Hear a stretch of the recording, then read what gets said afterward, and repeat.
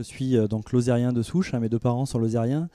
J'ai passé toute mon enfance en Lozère, j'y ai passé toutes mes vacances. Mes enfants passent encore leurs vacances dans la famille. Donc aujourd'hui, je suis tout à fait fier, hein, j'allais dire, de soutenir et de participer à un projet typiquement lozérien et qui surtout véhicule une très très belle image, hein, d'ouverture, d'innovation, d'un territoire dynamique, malgré effectivement des difficultés en termes de population, puisqu'on a fait partie malheureusement, j'allais dire, des territoires les moins peuplés de France. Ça, c'est le premier point. Le deuxième point, c'est que dans notre activité en tant que cabinet de conseil, on a peut-être indirectement essayé de travailler sur une vocation qui consiste à révéler les potentiels des personnes. Il n'y a pas de bon, il n'y a pas de mauvais. Il y a des gens qui ont des potentiels aujourd'hui.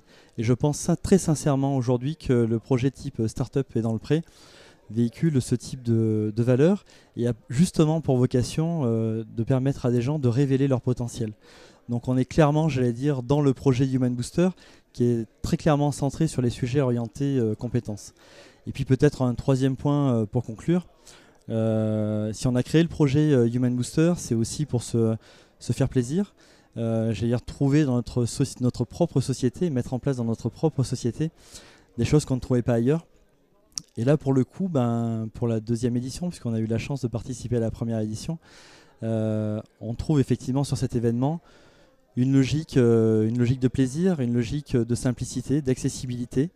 Ça, faut reconnaître aujourd'hui que les organisateurs, notamment pour parler de Sébastien et de Pierre, hein, ont réussi, notamment sur la première édition, à faire quelque chose d'exceptionnel, à gommer, je vais utiliser un terme un peu fort, les différences, les statuts, et à faire en sorte que en arrivant le vendredi, alors qu'on a 120 personnes, voire 140 personnes qui ne se connaissent pas, repartent le dimanche avec un esprit un peu fraternel. C'est un peu fort, mais je crois que c'est assez réel.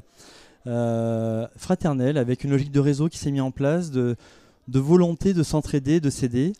Et donc finalement, cette logique de plaisir, elle ressort. Il faut savoir que récemment, chez Human Booster, on a fait un gros travail sur notre communication.